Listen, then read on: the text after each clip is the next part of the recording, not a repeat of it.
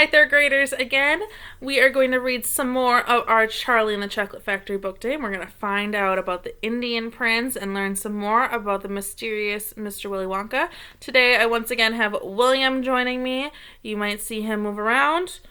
Hopefully he doesn't bark or go too crazy. The cat is still hanging out. He's just being a little antisocial and not wanting to be near us today.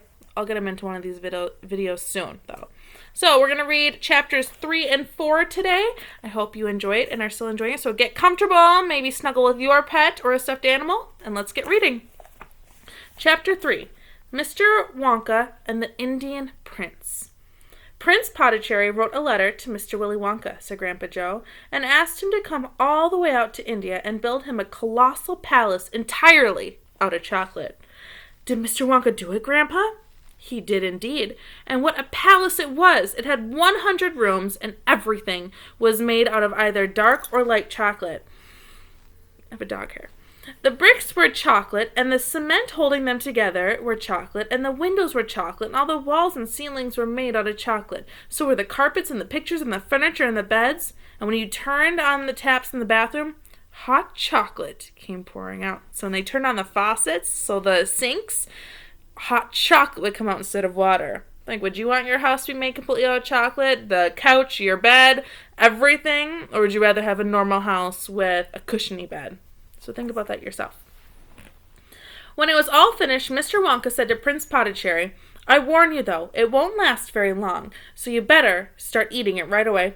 Nonsense, shouted the prince. I'm not going to eat my palace. I'm not even going to nibble the staircase or lick the walls. I'm going to live in it. But Mr. Wonka was right, of course, because soon after this there came a very hot day with a boiling sun, and the whole palace began to melt. And then it sank slowly to the ground, and the crazy prince, who was sleeping in the living room at the time, woke up to find himself swimming around in a large brown sticky lake of chocolate. Little Charlie sat very still on the edge of the bed, staring at his grandfather. Charlie's face was bright, and his eyes were stretched so wide he could see the whites around them. Is all this really true? He said. Are you pulling my leg? It's true, cried all four of the old people at once. Of course it's true. Ask anyone you like. And I'll tell you something else that's true, said Grandpa Joe. And now he leaned closer to Charlie, lowered his voice to a soft, secret whisper. Nobody ever comes out. Out of where? Asked Charlie. And nobody ever goes in. In where? Cried Charlie. Wonka's factory, of course. Grandpa, what do you mean? I mean workers, Charlie. Workers? All factories, said Grandpa Joe, have workers streaming in and out of the gates in the mornings and evenings, except Wonka's. Have you ever seen a single person go into that place or coming out? Little Charlie looked slowly around at each four old faces, one after the other, and they all looked back at him. They were friendly-smelling faces, but they were also quite serious. There was no sign of joking or leg-pulling on any of them. Well, have you? Asked Grandpa Joe. I really don't know, Grandpa, Charlie stammered. Whenever I walk past the factory, the gates seem to be closed. Exactly, said Grandpa Joe. But there must be people working there. Not people, Charlie. Not ordinary people, anyway. Then who? Cried Charlie. Aha! That's it, you see. There's another of Mr. Wonka's cleverness. Charlie, dear, Mrs. Bucket called out from where she was standing by the door. It's time for bed. That's enough for tonight. But, Mother, I must hear. Tomorrow, my darling. That's right, said Grandpa Joe. I'll tell you the rest of it in tomorrow's evening. So some of you who have seen the movie might know who these mysterious workers are. If you haven't, then you're about to find out, because Chapter 4 is called The Secret Workers. So let's find out who these secret workers are or what they're like. The next evening, Grandpa Joe went on with his story. You see, Charlie, he said, not so very long ago, there used to be thousands of people working in Mr. Willy Wonka's factory. Then, one day, all of a sudden, Mr. Wonka had to ask every single one of them to leave, to go home, and to never come back. But why? Asked Charlie. Because of spies. Spies?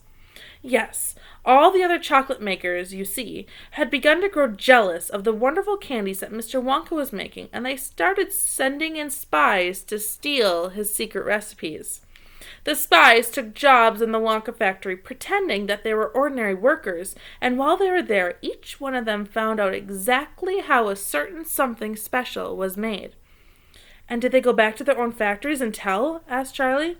"They must have," answered Grandpa Joe, "because soon after that, Fickelgruber's factory started making an ice cream that would never melt, and even in the hottest sun. Then Mr. Prodnose's factory came out with a chewing gum that never lost its flavor, however much you chewed it. And then Mr. Slugworth's factory began making candy balloons that you could blow up to huge sizes before you popped them with a pin and gobbled them up. And so on and so on. And Mr. Willy Wonka tore his beard and shouted, 'This is terrible! I shall be ruined! There are spies everywhere! I shall have to close the factory!' But he didn't do that," Charlie said. "Oh, yes, he did. He told all the workers that he was sorry, but they would have to go home. Then he shut the main gates and fastened them with a chain, and suddenly Wonka's giant chocolate factory became silent and deserted. The chimneys stopped smoking and machines stopped whirling, and from then on, not a single chocolate or candy was made. Not a soul went in or out, and even Mr. Willy Wonka himself disappeared completely." "Months and months went by," Grandpa Joe went on, "but still the factory remained closed, and everybody said, 'Poor Mr. Wonka, he was so nice and he made such marvelous things. But he's finished now. It's all over.' Then something astonishing happened. One day, early in the morning, thin columns of white smoke were seen to be coming out of the tops of the chimneys of the factory. People in town stopped and stared. 'What's going on?' they cried. 'Someone's lit the furnaces. Mr. Wonka must be opening up again.' They ran to the gates, expecting to see them wide open and Mr. Wonka standing there to welcome back his workers. But no! The great iron gates were still locked and chained as securely as ever, and Mr. Wonka was nowhere to be seen. "But the factory is working," the people shouted. "Listen, you can hear the machines. They're all whirling again, and you can smell the chocolate melting in the air." Grandpa Joe leaned forward and laid a long, bony finger on Charlie's knee. He said softly, "But most mysterious of all, Charlie, were the shadows in the windows of the factory. The people standing on the street outside could see small, dark shadows moving about behind the frosted windows." "Shadows of who?" said Charlie quickly. "That's exactly what everybody else wanted to know. 'The place is full of workers,' the people shouted, 'but nobody's gone in. The gates are locked. It's crazy. Nobody ever comes out either.'"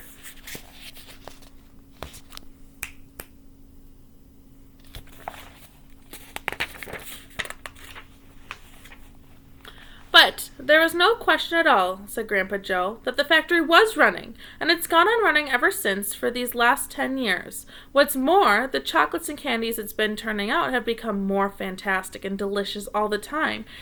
And, of course, now, when Mr. Wonka invents some new and wonderful candy, neither Mr. Fickelburger, or Mr. Prodnose, or Mr. Slugworth, nor anybody else is able to copy it. No spies can go into the factory, and, of course, to find out how it's made." "But, Grandpa, who," cried Charlie, "who is Mr. Wonka using to do all the work in his factory?" "Nobody knows, Charlie." "But that's absurd. Hasn't someone asked Mr. Wonka?" "Nobody sees him anymore. He never comes out, and the only thing that comes out of the place are the chocolates and candies. They come out through a special trap door and all in the wall and are packed and addressed, and they are picked up every day by post office trucks." "But, Grandpa, what sort of people are they that work in there?" "My dear boy," said Grandpa Joe, "that is one of the great mysteries of the chocolate-making world. We know only one thing about them. They are very small. The faint shadows that sometimes appear behind the windows, especially late at night when the lights are on, are those of tiny people. People no taller than my knee." "There aren't any such people," Charlie said. Just then Mr. Bucket, Charlie's father, came in the room. He was home from the toothpaste factory, and he was waving an evening paper around excitedly. "Have you heard the news?" he cried. He held up the paper so they could see the huge headline. The headline said, Wonka factory to be opened at last to a lucky few. So there's the headline that was on the newspaper. So that's chapter 4. We kind of heard a little bit more about these mysterious people that are working in the factory, and we've heard kind of some more crazy tales about Mr. Wonka himself. Now, these mysterious workers, imagine if you stand up, they go up to your knees. So if you stand up right now and look at how tall your knees are from the ground, that's how tall those people are. So do you think that kind of makes it a little more mysterious for everyone in the town going, who's making these candies? No one goes in the factory. No one ever leaves. No one has seen Mr. Wonka. So we're not quite sure who is making these chocolates. So that's kind of the question, and it's kind of surprising. What would you do if you had a chocolate factory in town and you didn't know who was making the chocolates? Would you want to find out, or would you just kind of shrug and be like, who cares? The chocolate's good. It doesn't matter who makes them.